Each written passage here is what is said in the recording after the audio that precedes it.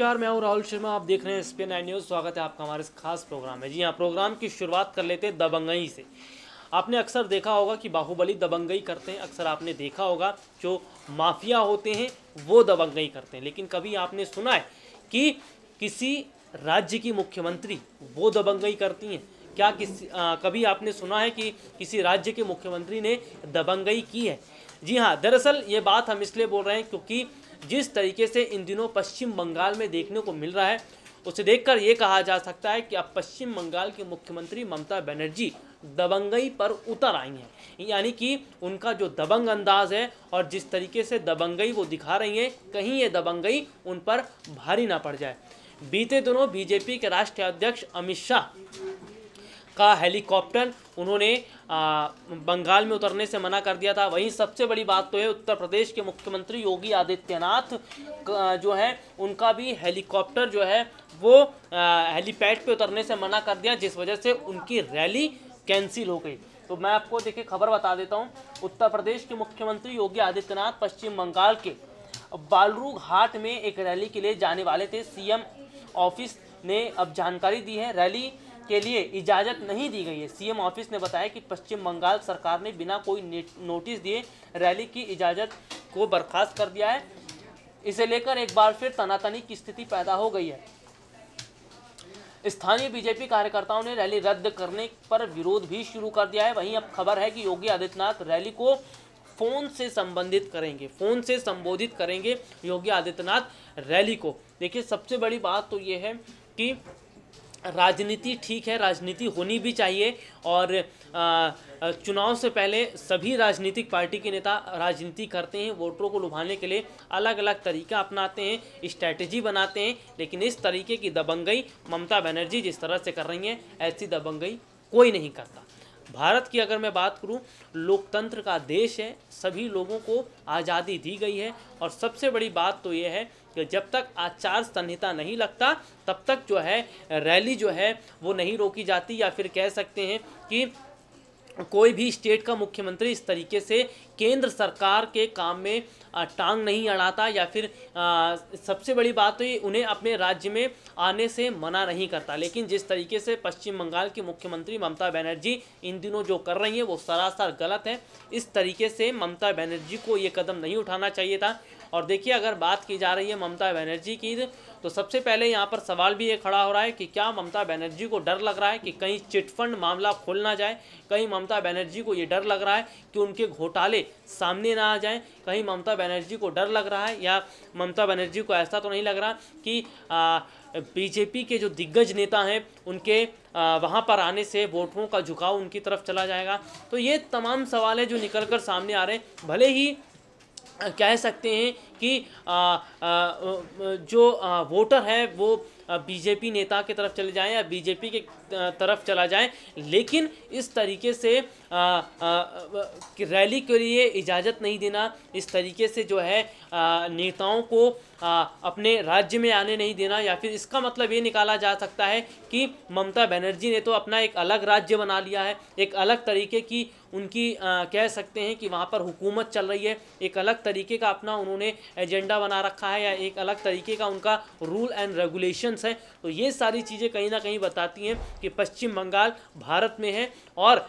जिस तरीके से चुनाव से पहले राजनीतिक पार्टी के नेता एक दूसरे राज्यों में चुनाव प्रचार के लिए जाते हैं, प्रचार प्रसार के लिए जाते हैं, तो ऐसे में बीजेपी नेताओं को भी कहीं ना कहीं इजाज़त दी जानी चाहिए। पश्चिम बंगाल की मुख्यमंत्री ममता बनर्जी को इजाज़त देनी चाहिए। बीते साल मैं बात कर लेता हूँ, 5 राज्यों में चुनाव थे। उससे पहले की अगर हम बात कर लेते हैं, जब गुजरात में विधानसभा चुनाव थे, या फिर उपचुनाव की हम बात कर लेते हैं, किसी भी चुनाव में ऐसा नहीं देखने को मिला कि वहाँ पर रोका टोकी की गई है। देखिए, मैं बात कर लेता हूँ छत्तीसगढ़ की, तो छत्तीसगढ़ में भले ही वहाँ पर उस समय बीजेपी की सरकार थी, लेकिन उसके बाद भी कांग्रेसी जो नेता हैं वहाँ पर रैली करने जा रहे थे, उन्होंने पार्टी का प्रचार प्रसार किया था। मध्य प्रदेश में भले ही उस वक्त बीजेपी की सरकार थी, लेकिन फिर भी कांग्रेसी नेताओं ने वहाँ पर प्रचार प्रसार किया। तो देखिए, ये कोई तरीका नहीं होता कि रैली को रोकने का, या इस तरीके से वहाँ पर अपना एक अलग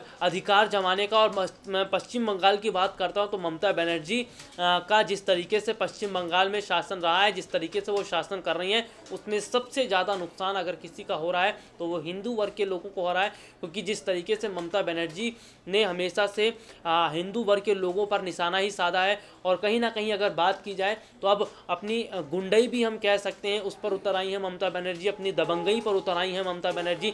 तो ये दबंगई और गुंडई उनको शोभा नहीं देती। शायद वो ये बोल रही हैं कि एक राज्य की मुख्यमंत्री हैं वो, और राज्य के मुख्यमंत्री होने के नाते उन्हें कह सकते हैं कि उन्हें राज्य का अधिकार तो है, लेकिन इस तरीके से किसी की रैली को रोकना, इस तरीके से किसी पार्टी को अपने राज्य में आने से रोकना, ये सरासर गलत है। और कहीं ना कहीं अगर देखा जाए तो अपने रुतबे का, अपनी पावर का गलत इस्तेमाल ममता बनर्जी कर रही हैं। तो ये चीज़ें दिखाती हैं कि किस तरीके से ममता बनर्जी को कहीं ना कहीं डर लग रहा है कि अगर बीजेपी नेता वहाँ पर जाते हैं तो शायद उनकी पोल ना खुल जाए। चिटफंड मामले की मैं यहाँ पर बात भी कर रहा था, तो बीते दिनों पहले अमित शाह गए थे और अमित शाह ने वहाँ के लोगों से कहा था, उस दौरान काफ़ी संख्या में लोगों की भीड़ भी इकट्ठा हुई थी। अमित शाह ने साफ तौर पर यह कह दिया था कि जिन लोगों का चिटफंड में पैसा गया है, जिन लोगों के साथ धोखा हुआ है, अगर बीजेपी की सरकार उनके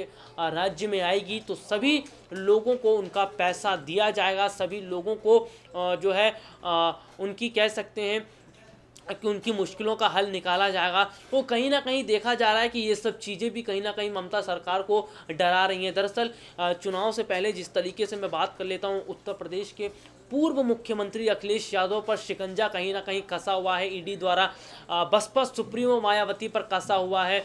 और जिस तरीके से और देखने को मिल रहा है कि अगस्ता वेस्टलैंड मामला हो, हर तरीके से जो मामला है सब में जो है कहीं ना कहीं शिकंजा कसा जा रहा है। उन्हीं बातों को ध्यान में रखते हुए ममता बनर्जी घबरा रही हैं, ममता बनर्जी डर रही हैं। शायद उन्हें भी ऐसा लग रहा है कि कहीं उनकी पोल ना खुल जाए। जो चिटफंड घोटाला हुआ या फिर अन्य जो घोटाले में देखने को ये भी मिला था कि उनकी जो पेंटिंग जो थी वो कई करोड़ों रुपए में बिकी हैं। तो ये सब चीज़ें क्या है, और ये सब चीज़ें अगर देखा जाए तो बंगाल में उस तरीके की स्थिति नहीं है जिस तरीके की होनी चाहिए। एक अलग अपना शासन चलाती हैं ममता बनर्जी, एक अलग तरीके का उनका महकमा है, एक अलग तरीके से वो काम करती है। तो ये कहीं ना कहीं उन्हें सोचना चाहिए कि पश्चिम बंगाल जो है वो भारत में ही है, और इस तरीके से राजनीतिक पार्टी के नेताओं को रोकना ये बिल्कुल सरासर गलत भी है। और कहीं ना कहीं अपने फ़ायदे के लिए जो गलत इस्तेमाल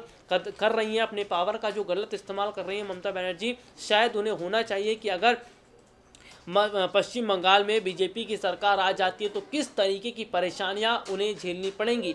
जिस बीजेपी को वो रोकने की कोशिश वहाँ पर कर रही हैं, बीजेपी नेताओं को रोकने की कोशिश कर रही हैं, वही बीजेपी नेता अगर कह सकते हैं कि उनके भाषण में ज़्यादा जोर देखने को मिलता है या फिर जनता बीजेपी की तरफ चली जाती है, तो ऐसे में कहीं ना कहीं पश्चिम बंगाल से ममता बनर्जी का जो कुनबा है वो धराशायी हो जाएगा। उनकी जो जड़ है वहाँ पर बनी हुई है वो कहीं ना कहीं उखड़ जाएगी।